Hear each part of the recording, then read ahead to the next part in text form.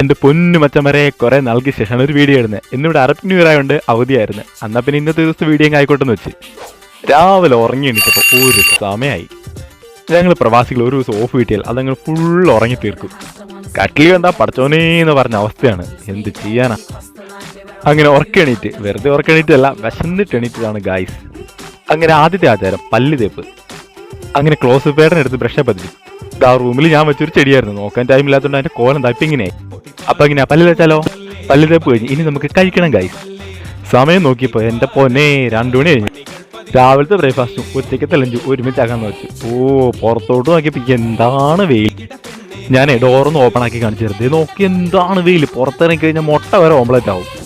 വിശപ്പിന്റെ ഉള്ളിൽ വന്നാൽ പിന്നെ നോക്കിയിരുന്നിട്ട് കാര്യമില്ലല്ലോ ഗൈസ്. അങ്ങ് അച്ചാരം പൂച്ചാർ അറിഞ്ഞും പുറഞ്ഞും ഞാനങ്ങ് നടന്ന്. അങ്ങനെ നമുക്ക് താഴേക്ക് പോകാനുള്ള നമ്മുടെ വണ്ടി എത്തി. അങ്ങനെ നമ്മുടെ സ്വന്തം അടുക്കളയെ തലാലിലോട്ട് നേരെ വിട്ടാലോന്ന് ആലോചിച്ചു.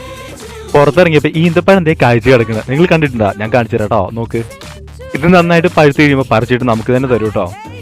വലയൊക്കെ ഇട്ട് നല്ല കെട്ടി സെക്യൂറാക്കി വെച്ചേക്കണത്. അങ്ങനെ നേരെ വണ്ടി തലാലോട്ട് പിടിച്ചു. ചൂട് കാരണം നല്ല ഒറ്റ മനുഷ്യനില്ല പുറത്ത്.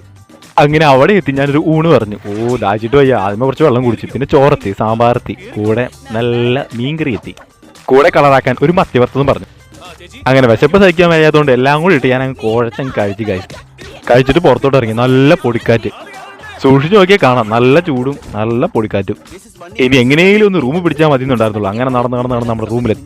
ഡോറും തുറന്ന് നേരെ റൂമിൽ കയറി. അങ്ങനെ CID മൂസ പടം ഇട്ടു. അതും കണ്ട് അങ്ങ് ചെയ്തു.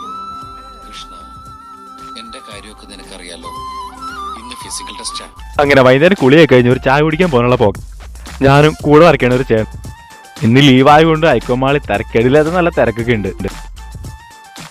അങ്ങനെ ഞങ്ങൾ രണ്ടുപേരും കൂടെ ഒരു ചായ കുടിക്കാൻ വേണ്ടി നേരെ വെച്ച് പിടിച്ച് ഫുഡ് കോർട്ടിലോട്ട്. തിരക്കേടില്ലാത്ത നല്ല തിരക്കൊക്കെ ഉണ്ട് കേട്ടോ. ഞങ്ങൾ 2 പത്തരി പറഞ്ഞു.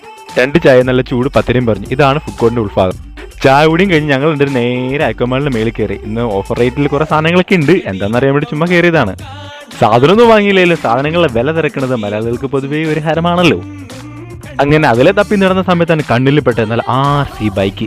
അല്ലെങ്കിലും കളിപ്പാട്ടങ്ങളോട് പണ്ടേ ഒരു ഹരാണ്. അപ്പൊ ദാണ്ടറപ്പാ പറന്നു വരുന്നു ദേണ്ട ഒരു ജെറ്റ് വിമാനം. എന്നാ പിന്നെ അത് നോക്കി അങ്ങ് നിന്ന്. കൊള്ളാല്ലേ സാധനം. കുട്ടികളുടെ ഇഷ്ടം പോലെ ടോയ്സ് ഉണ്ട് കേട്ടോ. പിന്നെ അതിലെല്ലാം കറങ്ങി. മൂപ്പനാണെങ്കിൽ ഫ്രിഡ്ജിന്റെ വിലയും കാര്യങ്ങളൊക്കെ ഒന്ന് നോക്കി. എനിക്കാണെങ്കിൽ ഫോൺ ഹാങ് ചെയ്ത് വെക്കുന്ന ഒരു ക്ലിപ്പ് വാങ്ങണമായിരുന്നു. അങ്ങനെ ഞാനത് വാങ്ങി. ടോപ്പിൽ നിന്ന് നോക്കി കഴിഞ്ഞാൽ ഇതാണ് കേട്ടോ അതിന്റെ മൊത്തത്തിലുള്ള ഒരു വ്യൂവേ. അങ്ങനെ സാധനം എല്ലാം വാങ്ങി ഞങ്ങളുണ്ടല്ലോ അവിടെ നിന്ന് നേരെ ഇറങ്ങിയ റൂമിലോട്ട്. ആ കാണുന്നതാണ് എൻ്റെ കമ്പനി. തൊട്ട് ഓപ്പോസിറ്റ് കാണുന്നതാണ് എൻ്റെ റൂം. ഇവിടെ എത്തിയപ്പോൾ ചെക്കന്മാർ നല്ല ക്രിക്കറ്റ് കളി.